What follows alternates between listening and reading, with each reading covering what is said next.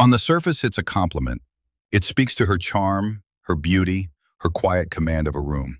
But beneath the surface, it's something more nuanced. It's a recognition of her allure, but with calm distance. When a man calls her heartbreaker with a smile and cool confidence, he's saying, "I see the effect you have, but I'm not here to chase it." That's a rare balance, acknowledging her power without surrendering yours. Most men either go overboard trying to please or emotionally shut down to protect themselves. This phrase does neither. It sees her, honors her, but stays self-possessed. That's why it lands. Because many attractive women are used to being admired, but rarely are they truly seen for both their magnetism and the pattern that comes with it. Heartbreaker hints at that pattern. It acknowledges that others have likely fallen for her, and yet you're still standing. That subtle defiance draws her in. You're not idolizing her, you're observing her. And when you deliver that phrase with warmth, not sarcasm, it creates emotional tension she can feel. She's intrigued because you aren't reacting like everyone else.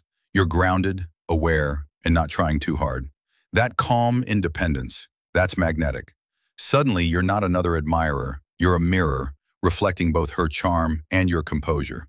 And that kind of emotional presence, that's what she'll come back for. Some phrases hit deeper because they hold contradiction. My favorite headache is one of those rare lines that teases and connects all at once.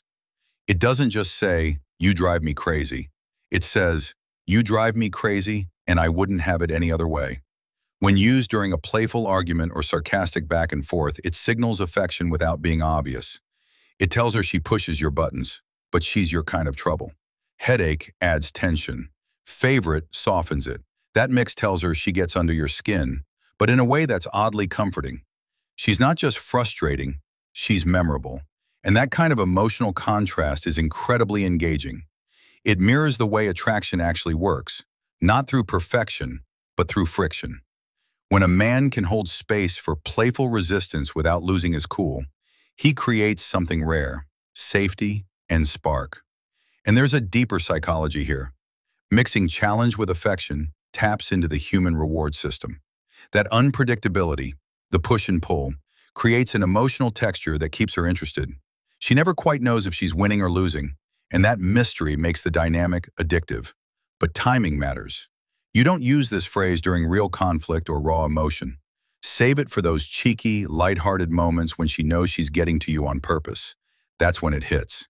Because what it really says is, you're not just a headache, you're mine. And in that moment, she's not just amused, she feels important. And that feeling, that's what she'll crave. When you say, "Hey, welcome back. Today we're exploring something truly intriguing, how just a few unexpected words can leave a woman thinking about you long after you've gone. Not because you were louder, flashier, or more impressive, but because you spoke directly to her emotional core." In this video, I'm going to share 5 forbidden nicknames that, when delivered with the right timing and tone, can create lasting emotional resonance. These aren't cringy pet names or shallow compliments. They're subtle, strategic, and surprisingly powerful tools of psychological connection. Each one is crafted to trigger something specific: curiosity, playfulness, emotional identity, and attraction, all while positioning you as the kind of man who sees her in a way others simply don't. We'll unpack what each nickname means, how it makes her feel, and why it works on an emotional level most people overlook. And by the end of this video, you'll have a respectful, practical way to use language that doesn't just compliment, it lingers.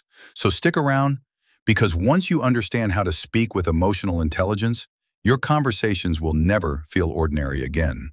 Let's dive in. In the dance of attraction, it's often the most casual words that carry the heaviest emotional punch. Few do this better than the word trouble. On the surface, it's light and playful.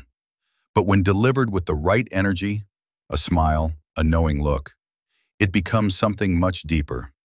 It's not just a tease, it's an invitation into a shared emotional tension.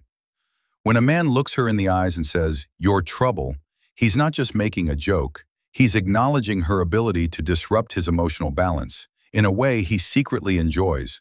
The magic of this phrase is how it reframes her role. She's no longer just pretty or fun. She becomes a source of emotional challenge, someone who stirs unpredictability and breaks routine. And because it's wrapped in humor, It doesn't feel heavy or manipulative. It feels personal. Instead of offering a generic compliment, you're giving her a label that carries unique emotional meaning. It's a private joke, a spark of polarity, and it resonates because it makes her feel impactful, alive, and just a bit mischievous in your presence. And there's a deeper layer. When a man calmly says, "You're trouble," what he's really doing is revealing a sliver of vulnerability while staying grounded. He's admitting she gets to him, but not enough to throw him off his game. That emotional contrast, spark without instability, is where real attraction grows. But the moment has to be real. Maybe she just said something bold, flashed a quick smirk, or surprised you with a clever line. That's the time. Used intentionally, trouble becomes an emotional signature, not a gimmick. One she'll remember not just for the word, but for the way it made her feel. Seen, alive, and unforgettable. There's a reason why calling a woman heartbreaker, when done right, leaves a deep emotional imprint.